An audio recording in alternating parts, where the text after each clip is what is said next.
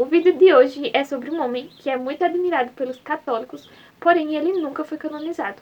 Roda a vinheta. Cícero Romão Batista nasceu em 24 de março de 1844, na cidade do Crato, no Ceará. Seu pai se chamava Joaquim Romão Batista e era comerciante, e sua mãe se chamava Joaquina Vicência Romana. Ele veio estudar aqui na Paraíba, mas em 1865 o pai dele morreu, então ele voltou para o Crato. Assim que ele voltou, ele descobriu que o pequeno comércio que o seu pai tinha ido à falência. Nessa época ele teve um sonho com o pai dele falando que ele nunca ia passar necessidade. E esse sonho vingou, porque seu padrinho era muito rico e ajudou bastante a família. Com o apoio financeiro de seu padrinho, ele foi estudar em Cajazeiras. Depois ele foi estudar no seminário da Prainha, em Fortaleza. O reitor do seminário não queria que ele fosse padre, porque as visões, as revelações dele não condiziam com a fé católica, mas ele conseguiu mesmo assim ser padre. 2 anos depois, ele foi designado vigário de Juazeiro do Norte, onde começou o trabalho pastoral, visitas domiciliares e pregações. Ele restaurou a capela do Juazeiro, comprou imagens e ganhou a simpatia do povo. E ele passou a exercer uma grande liderança na comunidade, que na época apenas tinha 300 habitantes. Em 1889, aconteceu o que os fiéis consideram um milagre. Dizem que quando ele colocou a hóstia na boca do fiel, a hóstia sangrou. E isso aconteceu diversas vezes, que acabou atraindo peregrinos para o local. E esses peregrinos vinham de diversos lugares do Nordeste. Em 1894, o padre foi acusado de manipulação da crença popular pelo Vaticano. Dizem que 2 médicos foram lá para averiguar e confirmaram ser coisa divina.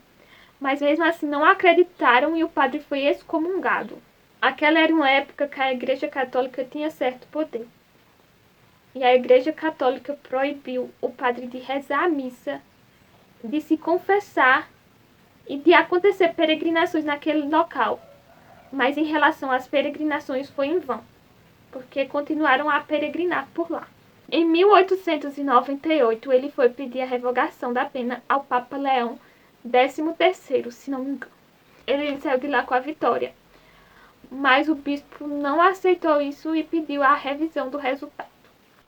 Em 1911, o distrito foi elevado a município e o padre se elegeu prefeito, realizando muitas benfeitorias para o local. E ele levou para a cidade a Ordem dos Salesianos. Uma explicação bem rápida de quem são os Salesianos. Eu vou dar uma explicação das igrejas evangélicas. A igreja evangélica tem a Assembleia de Deus e a Universal. Aí os salesianos fazem parte da igreja católica. Aí tem a Católica Apostólica Romana, aí tem outras lá e tem os salesianos, deu para entender? E ele doou um terreno para a construção do aeroporto e abriu diversas escolas. Entre essas escolas tem a Escola Normal Rural. Construiu diversas capelas, ele estimulou a agricultura e também ajudava bastante as famílias pobres nas épocas de seca. Ele participou da Revolta do Juazeiro em 1914, junto com grandes coronéis. A revolta foi motivada pela vitória do coronel Marcos Franco Rabelo, que era liberal. Agora eu vou dar uma explicada o que são as pessoas liberais. O liberalismo defendia o que hoje é os direitos humanos, que é o direito de propriedade privada, de você ir e vir, de você ser quem você quiser, sem a intervenção do Estado.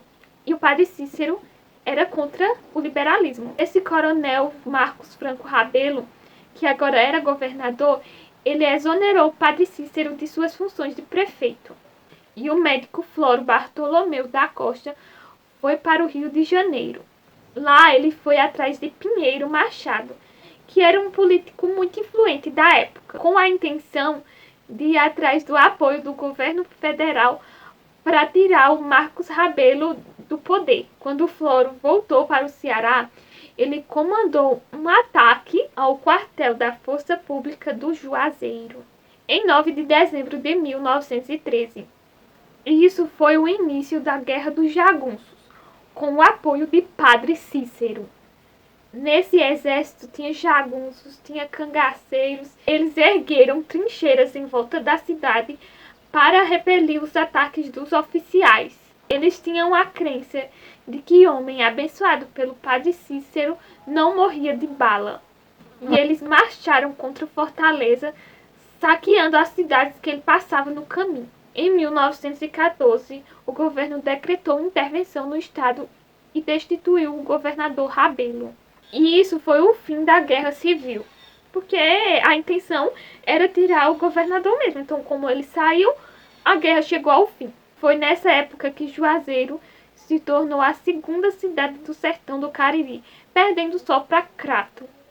Uma grande parte da população foi encaminhada para as fazendas, que a maioria delas era do Padre Cícero. Ele se tornou o maior agricultor do Cariri e um importante coronel da oligarquia local. Padre Cícero e Lampião tinham uma certa ligação, os dois. Algumas pessoas dizem que eles só se viram uma vez na vida, outras pessoas dizem que ele se encontrou várias vezes com Lampião, dizem que o padre também ele fornecia armas para o bando de Lampião, mas isso não é confirmado, decretado verdade, entendeu? Mas o que de fato aconteceu é que o Padre Cícero tirou o cangaceiro, chefe, que eu não vou lembrar o nome dele agora, eu vou colocar aqui. Com isso, o cangaceiro que se aposentou colocou Lampião para comandar o bando dele.